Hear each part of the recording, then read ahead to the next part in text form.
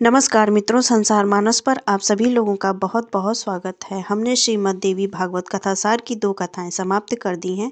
यह वीडियो तीसरी कथा को समर्पित है। सबसे पहले तो इस वीडियो को पूरा अवश्य देखें और इस चैनल को सब्सक्राइब करके हमारा सपोर्ट ज़रूर कर दें, क्योंकि संसार में अतिशय भीड़ है और यह चैनल भी इस भीड़ में खो जाएगा। अब श्रवण करते हैं हम आगे की कथा।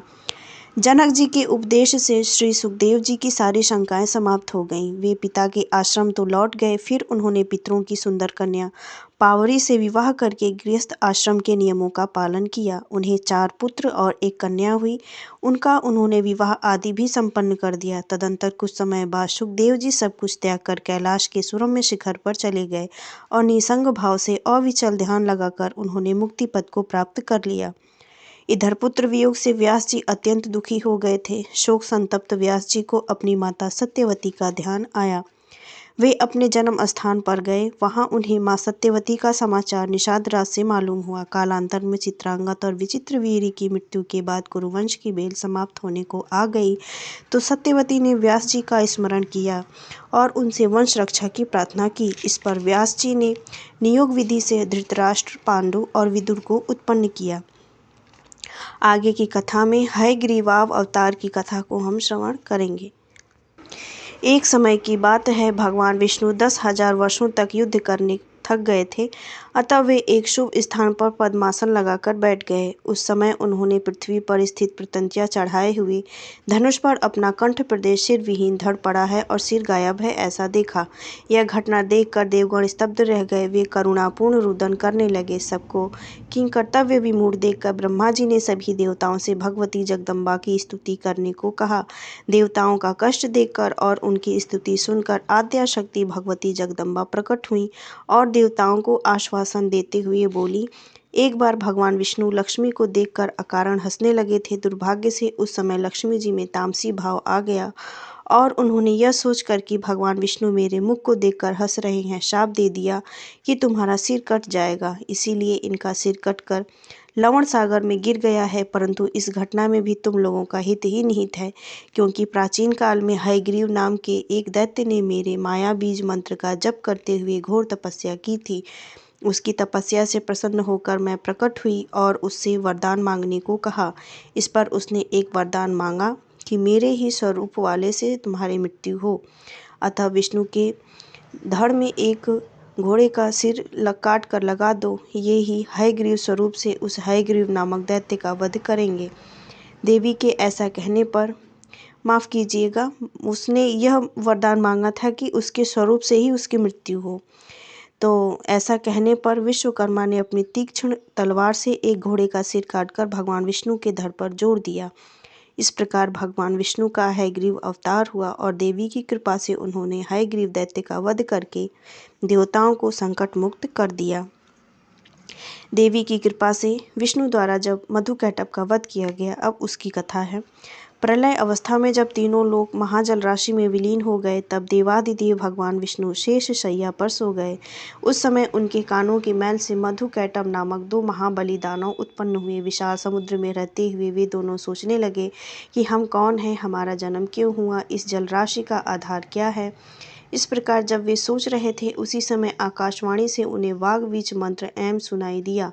उन दैत्यों ने उस मंत्र को हृदयंगम कर लिया और इंद्रियों का संयम कर 1000 वर्षों तक उसका जप करते रहे। उनकी इस घोर तपस्या से प्रसन्न होकर आद्या शक्ति भगवती ने आकाशवाणी के माध्यम से कहा कि मैं प्रसन्न हूँ, तुम दोनों अपना मनोवांछित वर मांगो। तब उन दानवों ने कहा कि देवी, हमारी मृत्यु हमारे इच्छा अनुसार हो। देवी ने कहा, तुम दोनों अपनी इच्छा से ही मृत्यु को प्राप्त होगे, इसमें संदेह नहीं। वर प्राप्त करने के बाद उन मदोन्मत्त दानवों ने सृष्टिकर्ता ब्रह्मा जी को कमल के आसन पर बैठे देखा। उन्हें देखकर युद्ध की लालसा से वे दोनों कहने लगे, हे सुव्रत, आप हम लोगों के साथ युद्ध करिए, अन्यथा यह कमल आसन छोड़ दीजिए, क्योंकि कोई वीर ही इस शुभ आसन के योग्य है। उन दानवों के इस कथन को सुनकर भयातुर हो ब्रह्मा जी कमल नाल में प्रविष्ट होकर भगवान विष्णु की स्तुति करने लगे, परंतु योग निद्रा के वशीभूत होने के कारण भगवान विष्णु जग नहीं सके। तब ब्रह्मा जी ने पराम्बा भगवती योग निद्रा की स्तुति की।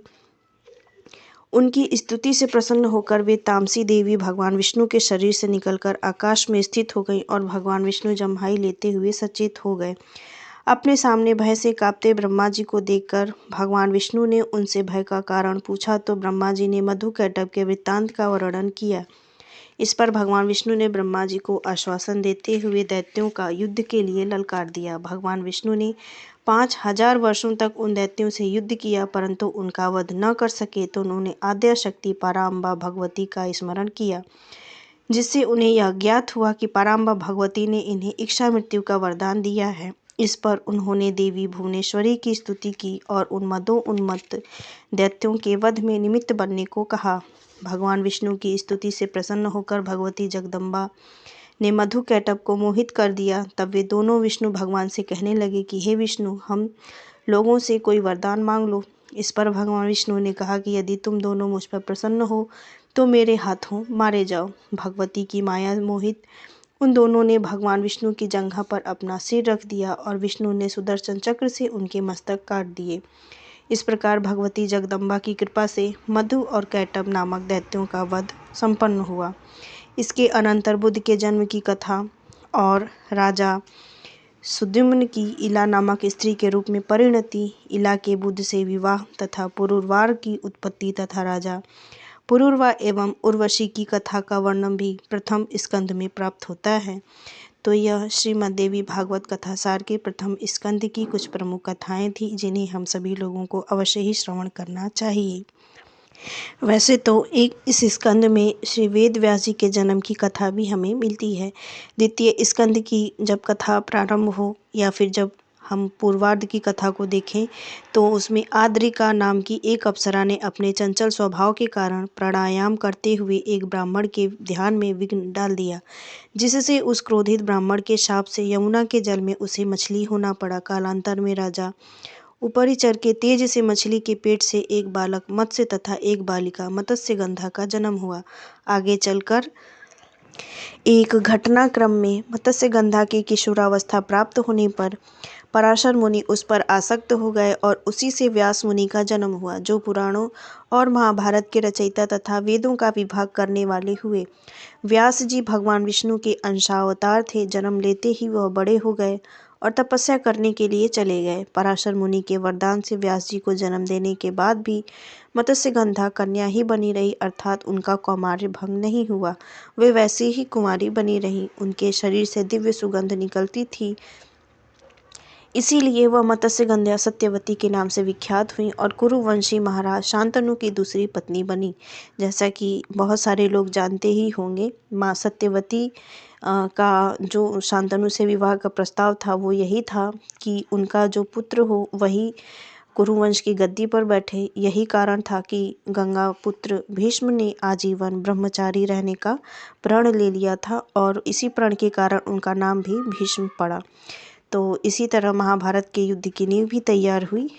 तो आगे की कथाओं के लिए इस चैनल पर ज़रूर बने रहें। मिलते हैं अगले वीडियो में एक नई कथा के साथ।